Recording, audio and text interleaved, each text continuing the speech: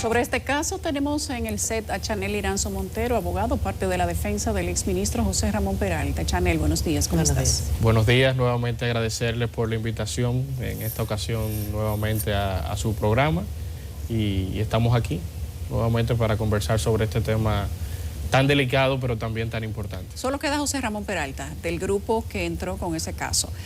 Ya le dieron variación de la medida de coerción, inclusive al exministro de Finanzas, Donald Guerrero. Solo queda Peralta.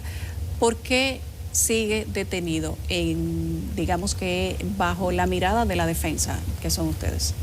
Mira, bajo nuestra mirada, desde el inicio, las condiciones y las circunstancias que rodean este caso respecto a José Ramón Peralta mandan a que él no estuviese en prisión preventiva. ¿Por qué? ¿Por qué? Porque para que se dicten medidas de coerción y especialmente la más gravosa, que es la prisión preventiva, se requiere de tres causas fundamentales.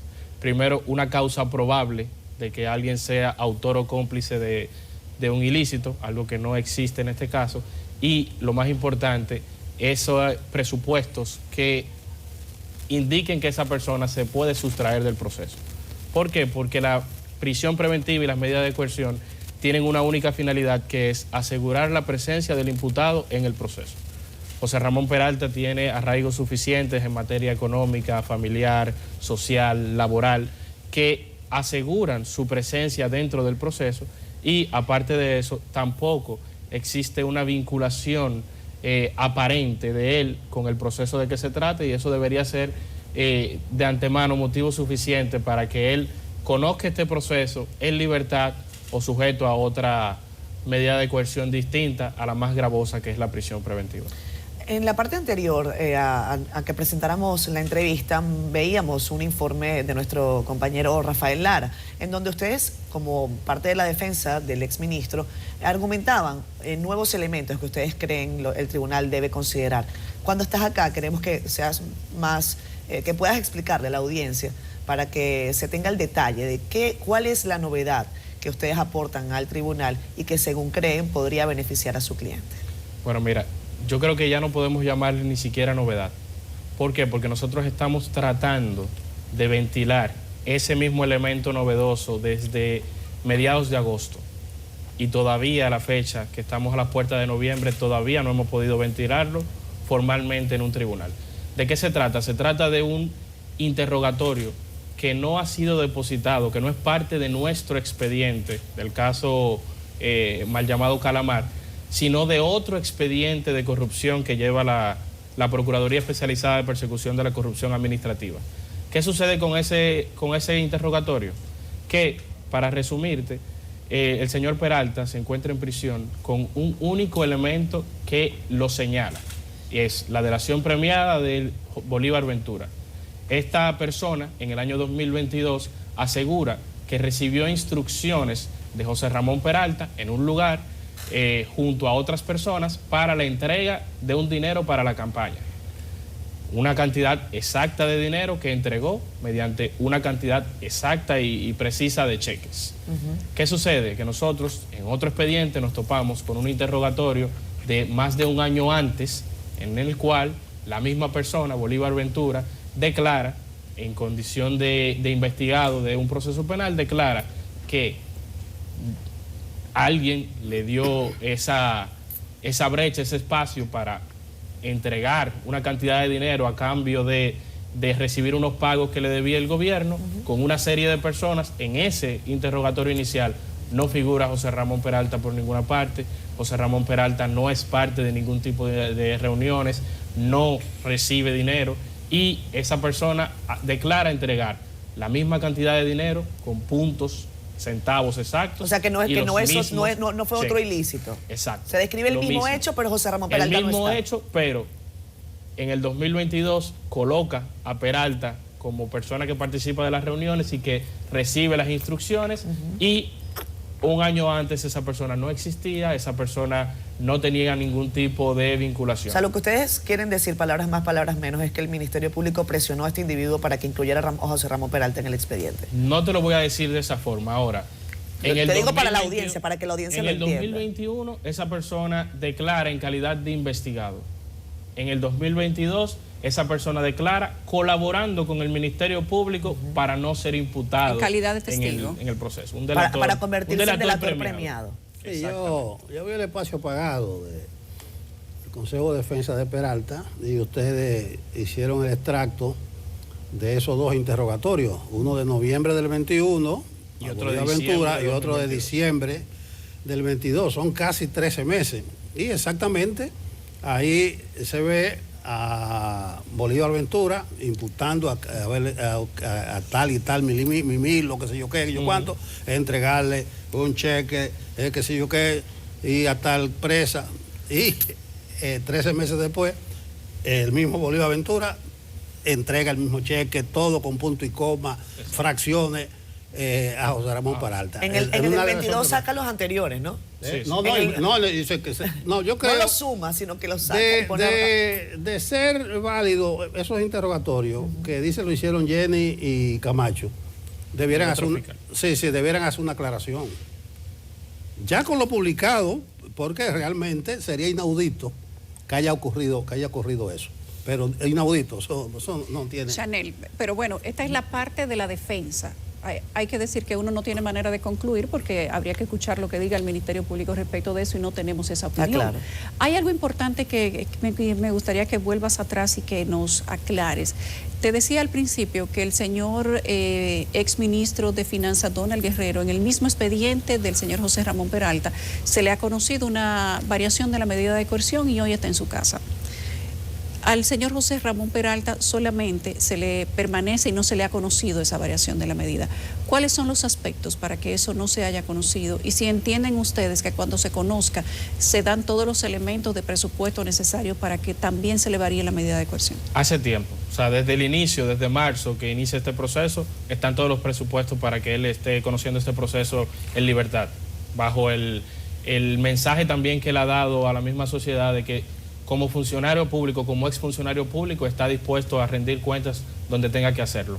Ahora bien, yo les comentaba a ustedes fuera del aire de que estuvimos por aquí en agosto, a principios de agosto, y en esa ocasión teníamos una situación y era que todavía no se había conocido la revisión que la ley manda cada 3 meses a las personas que están sujetas a medida de coerción como prisión preventiva. Hoy estamos a las puertas de noviembre y todavía formalmente a José Ramón Peralta no se le ha conocido la primera revisión de su medida de coerción, que es la razón fundamental por la que entendemos que todavía no ha sido variada esa medida de coerción que le fue impuesta. O sea, 7, 8 meses después debieron haberse conocido por lo menos 2 revisiones obligatorias y a la fecha él no ha sido escuchado por un juez para que revise las condiciones y presupuestos. ¿Pero por qué? ¿Cuál es la razón legal por la que no se han dado esas 3 revisiones? ¿O 2? Son 2 realmente las que han debido darse. Son 3. ¿Por qué son 3? Porque hay 2 obligatorias y una a solicitud de parte que se puede interponer en cualquier momento. Ahora, criterios más, criterios menos, quizás hay una razón legal para una de las revisiones, si es que el Tribunal de Control entendió que como él había ejercido un recurso de apelación contra la resolución que lo enviaba a prisión, que se extendía el plazo. Entonces, cuando nos presentamos por primera vez a la revisión obligatoria, el tribunal dijo, usted apeló, su plazo se extendió. No fuimos, no ejercimos ningún recurso porque entendíamos que, aunque parece un criterio errado porque perjudica a quien ejerce una vía de recurso, pero entendíamos que podía ser algo legalmente comprensible. Ahora, luego de eso, nosotros presentamos, cuando obtuvimos y tuvimos acceso a estos nuevos elementos, presentamos una revisión a solicitud de parte. Esa revisión, de manera completamente ilegal, y no lo digo yo, sino que ya lo han dicho 2 tribunales diferentes, fue conocida sin convocar a las partes, sin someter a contradictorio, sin escuchar oralmente la solicitud que habíamos hecho, y fue rechazada. Eso posteriormente fue lo que llevó a que recusáramos a la magistrada Patricia Padilla y que fuera apartada del proceso. Y que más recientemente otra sala de la Corte dijese que esa resolución que mantenía a José Ramón Peralta era nula, pero entendió que no debía conocer en apelación de nuestra solicitud, sino que enviaba nuevamente al juez control. Entonces estamos a la espera de que el juez control fije una fecha para conocer finalmente una solicitud que nosotros hicimos en agosto de este año. Fíjate, Yanel, entre los argumentos de más peso del tribunal que varió la medida de coerción a Donald Guerrero, está que él había salido con permiso del país muchísimas veces, yo creo que 40, que además atendió a todas las citaciones que se le hicieron. Eso, Peralta califica uno de esos presupuestos. Mira, tendríamos que decirte que él no tiene esas mismas condiciones, pero por una razón muy clara. Y es que, previo a su apresamiento, él no había sido requerido en ningún momento. ¿Nunca fue interrogado? Nunca fue, a la fecha, hoy. No ha sido Todavía interrogado. no ha sido interrogado respecto a esos O sea, hechos. él lo buscaron en su casa, lo invitaron a venir. ¿Cómo fue Lo apresado? sentaron en una salita, A él fueron y lo buscaron. pasó el tiempo, exacto. Lo sentaron en esa sala. Se tiene una conversación en ese momento con la magistrada Jenny Berenice. La Sí, tuvo. pero no sobre los hechos del caso. No sobre eso. ¿Y sobre qué? Sobre temas baladizos. No, incluso tengo entendido que a él lo citaron, se ha fue interrogado. Y de ahí salió. No, y volvió a su casa. Exacto. Y después le dijeron, vuelva al día ahora. siguiente, vuelva. Vuelva. Claro. No, y en todo apresado. caso esa conversación no puede ser considerada como un interrogatorio. No, O sea, de no, ninguna porque manera. no tiene las refiere a no los tiene las hechos, características. no está depositada en ninguna parte porque Fue evidentemente... con abogados a esa Sí, conversación. claro que fue con abogados. Y usted Pero dice que fue una conversación donde no se habló de nada del de caso. nada respecto del caso. Ahora, él sí ha estado siempre en disposición de dar la cara, no ha tenido ningún elemento que pueda señalar su posible salida del país. Es un empresario con múltiples negocios aquí en el país que lo atan también familiarmente, además no ha tenido procesos previos y esas son las condiciones que la norma desglosa para sujetar a una persona y decir que no tiene peligro de fuga, que evidentemente es algo que no concurre en el caso de José Ramón Peralta. En el caso de José Ramón Peralta, como pasa con casi todos los imputados por delitos o por acusaciones de corrupción, es difícil tener el testimonio de estas personas investigadas, ¿no?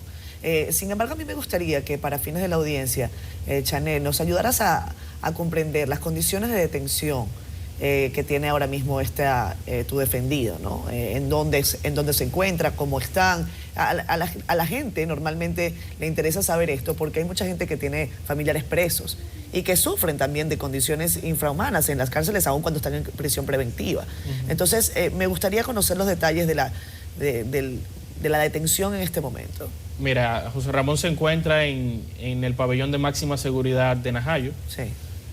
Nosotros conocemos las condiciones precarias de nuestro sistema penitenciario, el altísimo número de presos de carácter preventivo.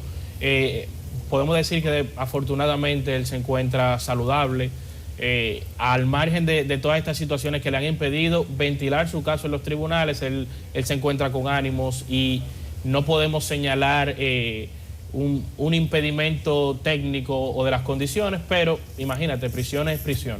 Y evidentemente para tú desarrollar una defensa adecuada, poder tener acceso, porque no tiene acceso a medios digitales, a documentación para poder, quién mejor que él, analizar cualquier imputación que se le haga, ahí es que radican creo que las dificultades principales y también condiciones familiares que no podemos negar de poder estar con su familia, con sus hijos, con sus nietos, con su padre que es de avanzada edad, etcétera, etcétera. Cuando ustedes dicen que no fue interrogado, que está preso y no sabe por qué, ustedes fueron con un conocimiento de medida de coerción. ¿Se trató en ese momento, ustedes han dejado ver en algún momento, delante del Ministerio Público, obviamente, que no está aquí para contradecir lo que usted está diciendo, que el señor José Ramón Peralta nunca fue interrogado, que no sabe por qué está ahí? Se ha dicho en las audiencias que se ha tenido la oportunidad, lo ha dicho él cuando ejerce su defensa material, pero es que tenemos que volver al punto central. Se dio esa resolución en su momento que le dispuso la medida de coerción de prisión preventiva, pero posterior a eso no ha sido escuchado. Posterior a eso, porque tenemos una medida de coerción en la que se conocen lo que presenta el Ministerio Público y yo como parte imputada llevo mis presupuestos. Eso se hizo. O sea, las resoluciones ni el Ministerio Público puede decir que él representa un peligro de fuga porque no es una realidad. Todos los presupuestos están ahí que dicen lo contrario. Ahora bien, con el paso del tiempo, que la defensa ha podido investigar, ha podido reunir elementos y aportar elementos, es que debemos sentarnos nuevamente y por eso es que el propio legislador dice, mira, si variaron las circunstancias y aún si no variasen, un juez tiene que cada 3 meses revisar esta situación. ¿Por qué? Porque si no tendríamos bautizada, si se quiere, una pena anticipada para este tipo de procesos, porque una prisión preventiva y más de 18 meses es completamente una pena anticipada si no se hacen las revisiones correspondientes. El allanamiento, el estilo predilecto del Ministerio Público, con nocturnidad, ustedes le llaman. Eso está permitido. No, yo no estoy diciendo lo contrario, pero que es el predilecto, y aparatosidad, y todas esas cosas. Pero si lo autoriza un juez está permitido. Pero que está bien, pero que es predilecto, yo no he dicho lo contrario. Nocturnidad. ¿Qué encontraron? Porque dice el Ministerio Público que hay un documento que él podía interferir en la investigación. ¿Qué encontraron? Mira, ese es uno de los fundamentos que esa resolución inicial utilizó para decir que él podía representar un peligro, sin explicar más allá de eso. Ahora, lo que se encontró, y es bueno que eso se sepa y que quede fijado en la audiencia, fue una autorización de acceso a la información bancaria del señor José Ramón Peralta y de otras personas del año 2021 respecto a otra investigación. Eso fue lo que se encontró en sus oficinas. Ahora bien, yo les pregunto, y lo hago de manera sincera, porque yo incluso antes de estar en este caso, recibí esa resolución con un tag en WhatsApp de esos que dicen reenviado muchas veces. Es decir, si a nosotros mañana tuvimos acceso a esos documentos que han sido filtrados por quien fuere y que han sido manoseados por la prensa y por las personas, tengo en mi poder un documento de ese tipo, con esas características, respecto a otro proceso, y 2 años después, ¿es suficiente para considerar que yo represento un peligro para otra investigación? Pero el documento era físico. Sí, lo pudo haber impreso. Lo que dice Chanel es que él lo pudo haber impreso. Él lo pudo imprimir. Ah, bueno, porque tú dices Y esto, reenviado. él lo ha declarado. O sea, que no era un documento. Él lo ha declarado. No, ya entendí, porque tú dices reenviado. No, reenviado lo digo porque es que de verdad, o sea, cuando yo accedo al expediente, accedo al caso, me contratan, yo reviso la documentación y veo este documento y voy inmediatamente a mi WhatsApp, porque no suelo borrar las conversaciones, y encuentro el mismo documento. ¿Y con qué intención tenía José Ramón Peralta ese documento Su impreso? abogado se lo llevó, ¿por qué? Porque dijo, mira, hay una investigación, a ti no se te ha notificado absolutamente nada respecto a eso, pero está rodando en redes sociales y demás esta autorización. Pero más aún. Pero si era de redes sociales, ¿por qué él lo tenía en una caja fuerte? Porque podía tenerlo en el celular. Estaba ahí, entre sus documentos, como algo que hace 2 años. O sea, que tal vez lo sucedido. puso ahí y se le olvidó que tenía eso. Exacto. Ahora, yo quiero ahí puntualizarte algo, quizá más importante respecto a el efecto que pueda tener ese documento. Ese documento, que es del año 2021, te reitero, nosotros hemos obtenido certificaciones múltiples de todas las entidades a las que se les requirió información, en la que esas entidades dan cuenta de que esa información se requirió en el 2021 y fue inmediatamente entregada. O sea, que esa resolución cumplió su función hace más de 2 años. ¿Representó el señor José Ramón Peralta por tener ese documento un peligro para eso? ¿O lo representa 2 años después? Habría que escuchar lo que dice el Ministerio Público respecto de qué impacto pudo haber tenido en la investigación en el momento que lo recibió. Nos interesaría escucharlo. Y todavía... además, el Ministerio Público no ha especificado si, porque usted dice, bueno, eso andaba por WhatsApp, pero hay un tiempo entre que lo conoce el público en general y un tiempo en el que lo recibe la persona involucrada. Entonces, tal vez no hay manera de establecer un hilo de tiempo para saber en qué momento él lo recibió. Por eso digo que todas esas preguntas, es bueno siempre escuchar las dos versiones. No podemos especularlas. Claro. Y tienen que ventilarse. Y tiene que decirse si el Ministerio Público considera, porque es que... Y eso no se habló en el conocimiento de la medida de coerción. Nada de eso. ¿Y de qué se habló ahí entonces? De la cintila que ellos presentaron, de múltiples elementos, aun cuando no vinculasen al señor José Ramón Peralta, porque estamos en un caso donde hay múltiples imputados, donde se presenta todo para todos, al margen de que lo único, y les reitero, lo único que señala de alguna forma al señor José Ramón Peralta es la delación premiada de Bolívar Ventura, cuya contradicciones con otra declaración ya creo que la hemos probado de manera... Bueno, yo creo si esa delación premiada y los 2 momentos de noviembre del 21 y diciembre del 22 se comprueba que es legítimo, que es legal, ahí se caería todo.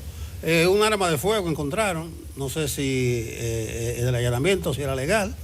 Tengo entendido con $1 millón de pesos, no sé si encontraron algo que no lo justificara. Nada, es que nada que pueda vincularle con el proceso respecto al allanamiento, absolutamente nada. Y la prueba más clara es que ellos no han hecho valer absolutamente nada de eso dentro de este proceso. Dentro de la medida de coerción, porque y creo que era una pregunta inicial de Yulisa o fue fuera del aire, ¿cuál ha sido la diferencia sustancial del trabajo que han hecho, por ejemplo, la defensa de otros imputados, caso de Donald Guerrero, por ejemplo, y el trabajo que ustedes han hecho? Porque, bueno, lo que tenemos hoy es que tenemos a Donald Guerrero en su casa y a José Ramón Peralta, no solamente en prisión preventiva, sino que también, como dices tú, sin que se le conozca una parte importante del proceso, que es esta revisión.